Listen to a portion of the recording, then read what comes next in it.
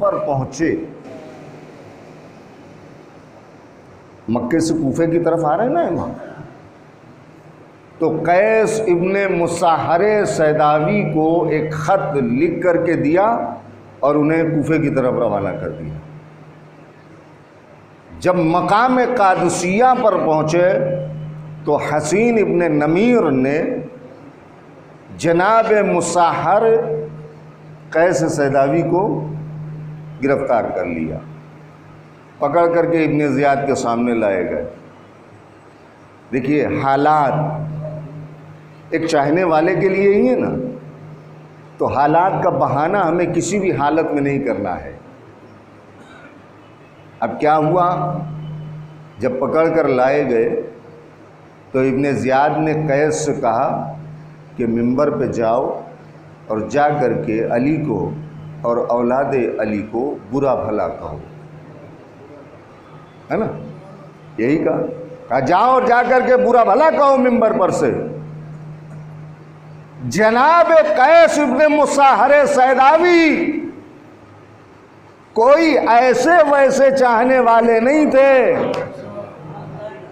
یا جملے کو بدلوں، میرے جیسے چاہنے والے نہیں تھے، وہ تو چاہنے والے اس معیار کے تھے کہ جہاں محبت کی سند امام کی طرف سے ہے، محبت کی سند امام کی طرف سے۔ ہمیں آپ سے اگر کہا جاتا کہ جاؤ منبر پہ اور جا کر کے علی اور اولاد علی کو برا بھلا کہو، تو ہم ٹال مٹول کرتے کہ نہیں ہم نہیں کہیں گے، نہیں ہم منبر پہ نہیں جائیں گے۔ لیکن کیا کہنا جناب قیس ابن مصاہر سیداوی کی کہ انہوں نے سوچا کہ یہی اچھا موقع ہے، لہذا اس کو ضائع نہ کیا جائے۔ منبر پہ گئے، جانے کے بعد دیکھیے برے حالات میں بھی، برے حالات سے فائدہ اٹھا کر کے، یا جملہ بدل کے کہوں، برائی کو اچھائی میں بدلنا،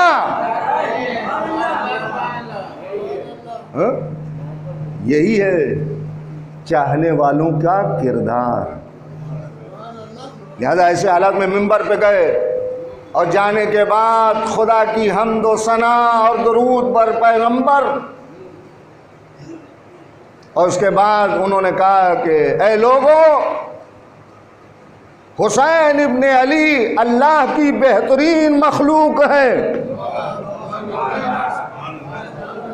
میں انہیں مقام حاجز پر چھوڑ کر آیا ہوں، تم سب کی ذمہ داری ہے کہ ان کی طرف بڑھو۔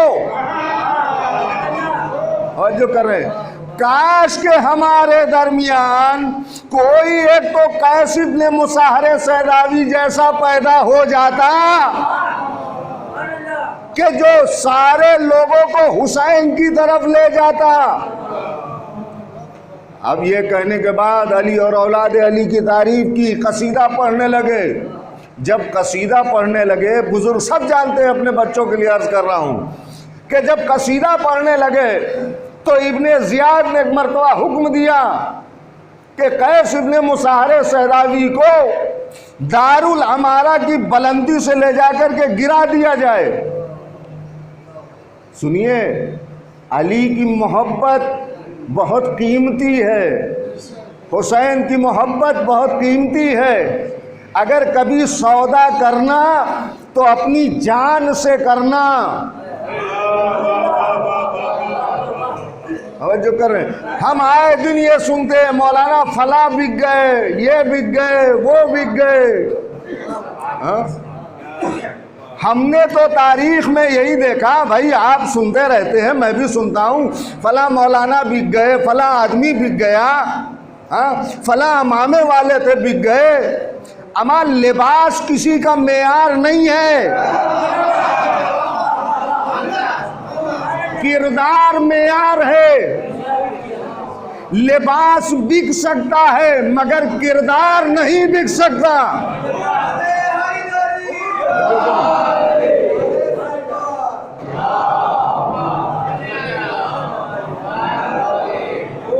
لوگوں نے جناب ابو ذر غفاری کو بھی خریدنا چاہا تھا، مگر کیا خرید سکے؟ اس کا مطلب یہ ہے کہ سچے معنوں میں وہی چاہنے والا ہے جو بک نہ سکے۔ آج ہم بک گئے، کل آپ بک گئے، اس کا مطلب یہ ہے کہ ہم چاہنے والے نہیں تھے، ہم تو صرف ٹائم پاس کر رہے تھے۔ یہی مطلب ہوا نا عزیزو۔ جہاں اہل بیت کی بات آ جائے وہاں کوئی کمپرومائز نہیں، لیکن یہ نہیں کہ قوم کو گمراہ کیا جائے علی کے نام پر، اولاد علی کے نام پر۔ جیسا علی نے کہا، جیسے اولاد علی نے کہا ویسا کرو۔ توجہ کریں، تاریخ میں تو ہم نے دیکھا بڑے بڑے لوگ بھی گئے۔ آج عزیزوں میرے لیے ضروری ہے کہ میں یہ چیز بھی کہوں آپ کے سامنے، آج اگر غیر کی بزم سے کوئی ذاکر ہمارے درمیان آ جاتا ہے، مجلسیں پڑھ رہا ہے تو آپ بڑی واہ واہ کر رہے ہیں، بڑی داد و تحسین دے رہے ہیں، ارے مولانا وہاں سے آیا ہے۔ تو ایک بات کہوں، جب وہ اتنا سمجھنے لگا کہ مجلس حسین پڑھ رہا ہے تو بھائی پھر تقیہ کیسا؟ کھلم کھلا اعلان کرو عزیزو۔ ایسے لوگوں کے لیے میرا ایک جملہ یاد رکھیے گا، ایسے لوگوں کی مثال ویسے ہی ہے جیسے حسین کے زمانے میں عبداللہ ابن عمر کی تھی۔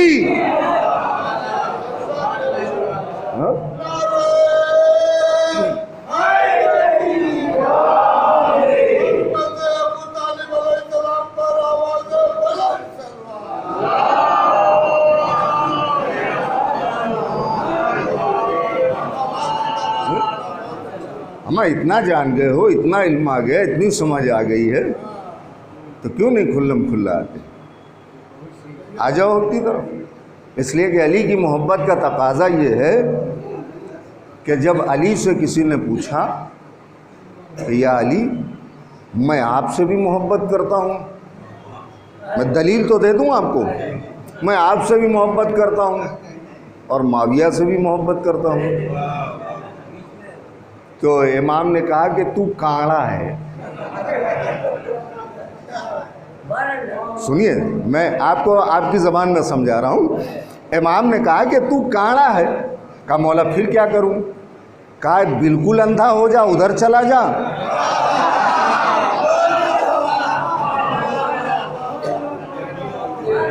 یا دونوں آنکھیں کھول لے، ادھر چلا۔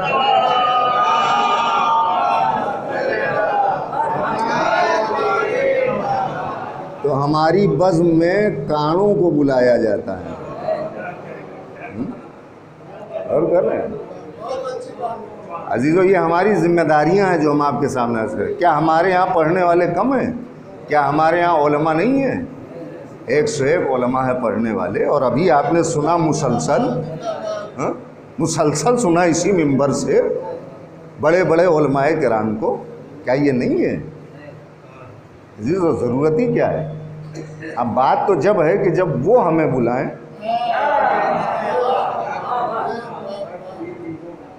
وہ بلاتے اسی لیے نہیں ہے کہ یہ جب آئے گا تو یہ چھپائے گا نہیں،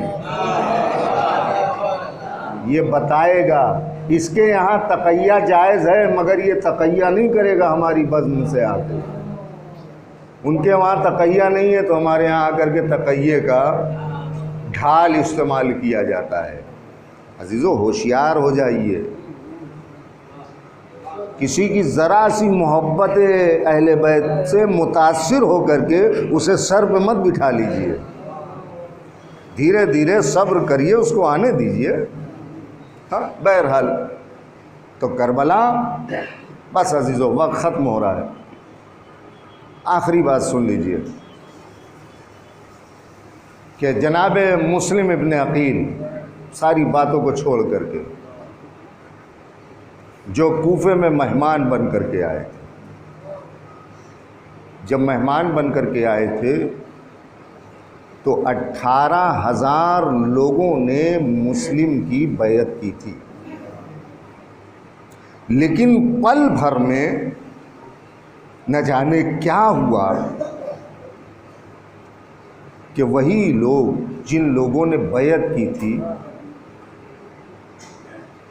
مسلم کے خون کے پیاسے ہو گئے پل بھر میں۔ عزیزو، یہ کوفے میں جناب مسلم ہے، لیکن اسی کوفے میں اگر صرف یہ ہوتا کہ کوفے والوں نے مسلم کو قتل کر دیا تو یقیناً ہمیشہ کوفے والوں کو کوفے کی بے وفائی کی وجہ سے یاد کیا جاتا،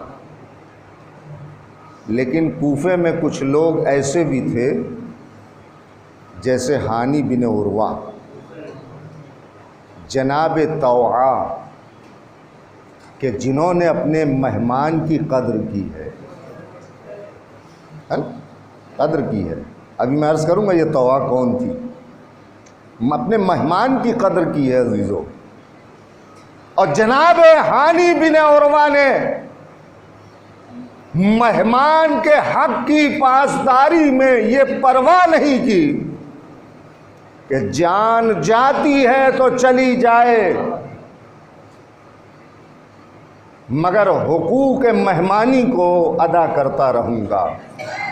اور صرف جناب ہانی بن عروہ نہیں بلکہ ان کے ساتھیوں نے اپنی شہادت دی، اور شہادت دے کر کے بتایا عزیزو، آج جہاں جناب مسلم کی قبر ہے وہیں پر جناب ہانی بن عروہ کی قبر ہے۔ پہلے جب آپ جائیں گے تو ہانی بن عروہ ملیں گے، بعد میں جناب مسلم ملیں گے۔ جب آپ کسی کے گھر میں جائیں اور پوچھیں کہ فلاں مہمان آیا تو پہلے میزبان آتا ہے، بعد میں مہمان سے ملاقات کرواتا ہے۔ عزیزو، جناب ہانی بن عروہ اور ان کے ساتھیوں نے اپنی شہادت دے کر کے یہ بتایا کہ ظلم و جور کے جتنے بھی طوفان اٹھ جائیں مگر شمع حق اور حقیقت کو گل نہیں کر سکتے، اور جو اہل حق ہے وہ مرتے مرتے بھی مہمانی کے حق کو ادا کرتے رہیں گے۔ لہذا ایسا ادا کیا کہ آج بھی میزبانی کے فرائض کو انجام دے رہے ہیں۔ کون؟ جناب ہانی بن عروہ۔ یہ ہے عزیزو، بس میں نے اپنی گفتگو کو ختم کیا۔ لہذا جناب مسلم ابن عقیل یہ کوئی معمولی شخصیت نہیں تھی، بنی ہاشم کے شیروں میں سے ایک شیر تھا۔ ایک شیر کا نام تھا عباس، ایک شیر کا نام تھا محمد حنفیہ، ایک شیر کا نام تھا عبداللہ ابن جعفر طیار، اور ایک شیر کا نام تھا مسلم ابن عقیل۔ مسلم ابن عقیل کو کربلا جانے سے پہلے کوفہ بھیجا کہ جاؤ وہاں کے حالات دیکھو۔ میں نے ابھی آپ کے سامنے عرض کیا 18,000 لوگوں نے بیعت کی، لیکن اچانک کیا ایسا ہوا کہ سب نے اپنی بیعت توڑ دی اور جناب مسلم کے خون کے پیاسے ہو گئے۔ اور آپ جانتے ہیں جب کوفے کے حالات خراب ہوئے، حالات بگڑے، تو جناب مسلم نے طوعا کے گھر جا کر کے پناہ لی۔ اب سنیے یہ طوعا کون ہے؟ یہ شام کی رہنے والی ہے۔ جب ان کو یہ مدینے پہنچی تو وہاں پر کنیزی میں گئی، تو وہاں پر اشعث ابن قیس نے ان کو خریدا، جناب طوعا کو، اور ان سے ایک بیٹا ہوا جس کا نام تھا بلال۔ چونکہ یہ صلبی اعتبار سے اشعث بن قیس کا بیٹا تھا، لہٰذا عداوت اہل بیت کہیں نہ کہیں اس کے دل میں کروٹ لے رہی تھی۔ یہ جناب طوع۔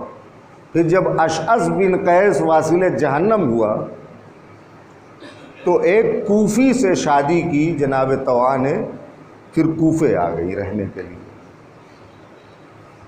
لیکن جناب طوع کا کیا نصیب تھا کہ انہیں جناب مسلم کی مہمان نوازی کا شرف ملا۔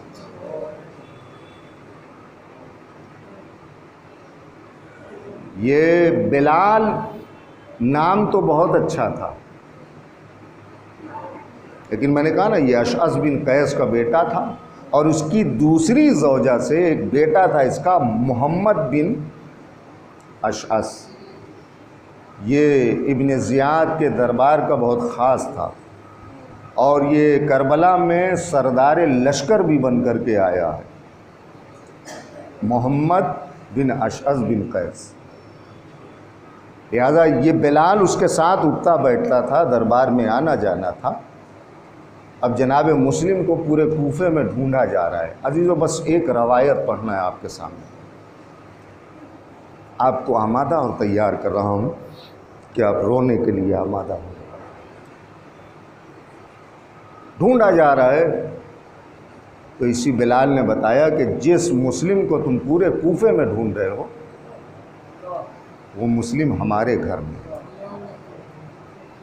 جیسے ہی صبح ہوئی 180 آدمیوں پر مشتمل ایک لشکر آیا ایک مسلم کو پکڑنے کے لیے۔ 180 آدمی اکیلے مسلم کے لیے۔ جب مسلم نے محسوس کیا کہ لشکر آیا ہے تو ایک مرتبہ سر پہ عمامہ رکھا، دوش پہ ردا رکھی، تلوار کمر سے لگائی، اور ایک مرتبہ سیڑھیوں پر چڑھتے ہوئے بلند ہوئے یہ کہتے ہوئے بسم اللہ و باللہ انا للہ و انا الیہ راجعون رضاً بقضائہ و تسلیما لامرہ۔ جناب طوع نے روکنا چاہا تو جناب مسلم کی غیرت نے جواب دیا، اے بی بی، میں نہیں چاہتا کہ یہ فوج تیرے گھر میں گھس آئے کہ جس سے تیری بے حرمتی ہو۔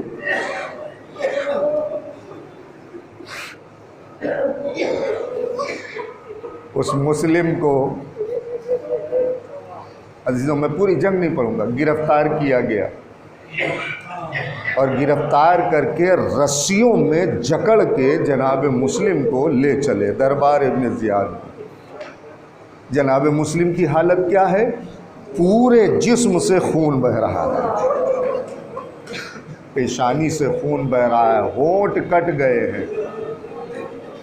رسیوں میں جکڑ کے جب جناب مسلم کو لے جا رہے تھے تو ایک مرتبہ جناب مسلم رونے لگے۔ روتے روتے آواز بلند ہوئی تو ایک سپاہی نے کہا، مسلم، تم تو بنی ہاشم کے فرد ہو، کیا تم کسی خوف سے رو رہے ہو کہ قتل کر دیے جاؤ گے؟ اے مسلم، کیا تم ڈر گئے ہو؟ تو مسلم نے کہا کہ جو ڈر اور خوف سے روئے وہ بنی ہاشم کی فرد نہیں ہو سکتا۔ تو پھر اس سپاہی نے کہا، مسلم پھر کس لیے رو رہے ہو؟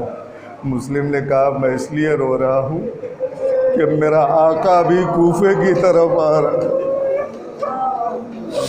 میرے آقا کے ساتھ چھوٹے چھوٹے بچے۔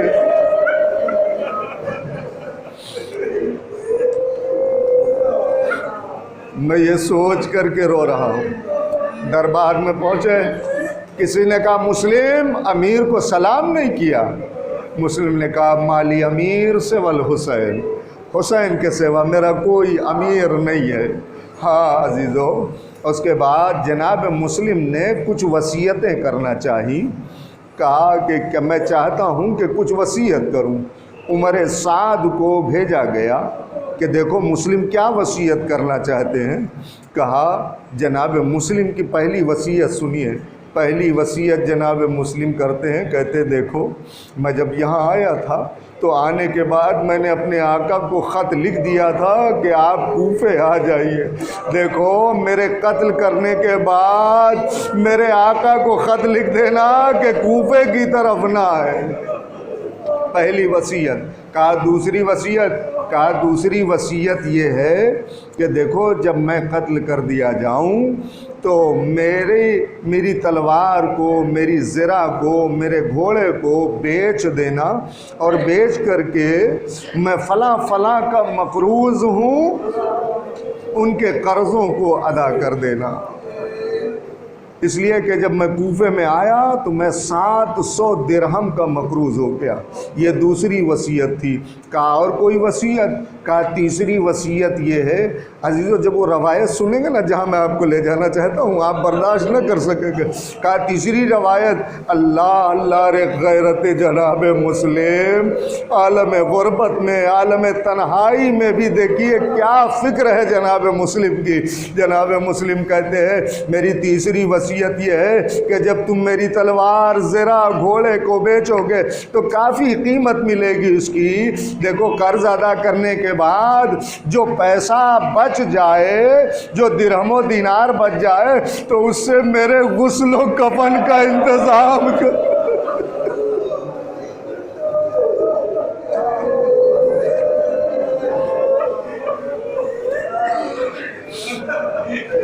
اس سے میرے غسل و کفن کا انتظام کرنا.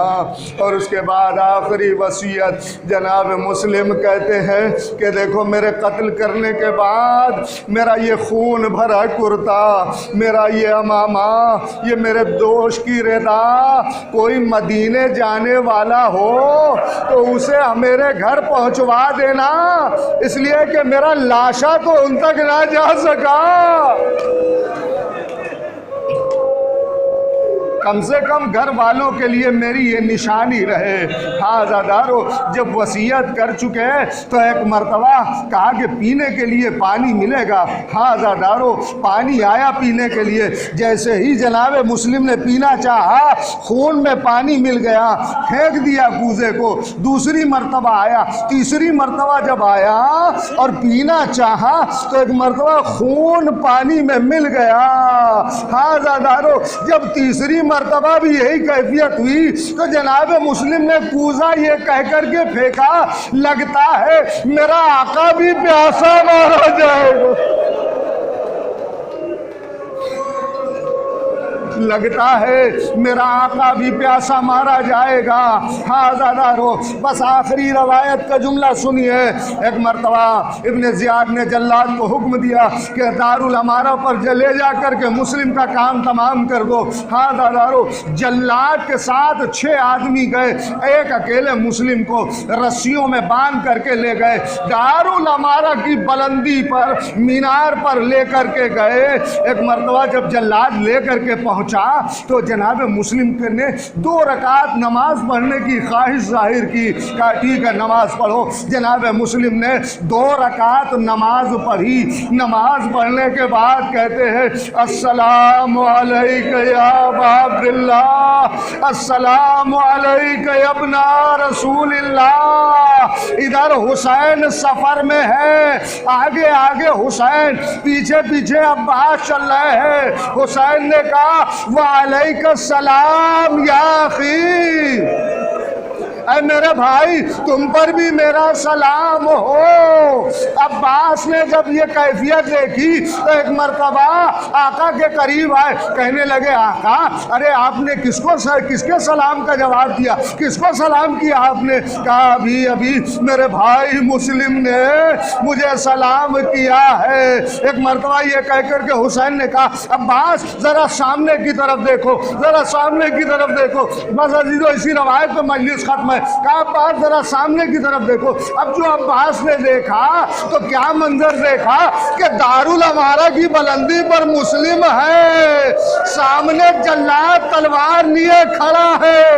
ارے جیسے ہی عباس نے اس منظر کو دیکھا، تڑپ کر کے ہاتھوں کو جوڑ کر کے کہا آقا مجھے جلدی سے کوفہ پہنچا دیجئے۔ آپ نے کہا ہے نا تلوار نہ چلانا، تلوار نہ اٹھانا، تو اے آقا میں تلوار نہیں چلاؤں گا، میں تلوار نہیں اٹھاؤں گا۔ تو ایک مرتبہ آقا حسین نے کہا اے عباس پھر کوفے جا کے کیا کرو گے؟ عباس نے کہا اے آقا ارے آپ دیکھ رہے میرا بھائی کتنی بلندی پر ہے، جب سر کش کے گرے گا تو میں بڑھ کے اپنی آغوش میں لے لوں گا۔ حسین نے کہا اے عباس ذرا نیچے کی طرف دیکھو۔ اب جو عباس نے دیکھا حسین کی دکھیاری ماں اپنے دامن کو پھیلائے ہوئے مسلم کا انتظار کر رہی ہے۔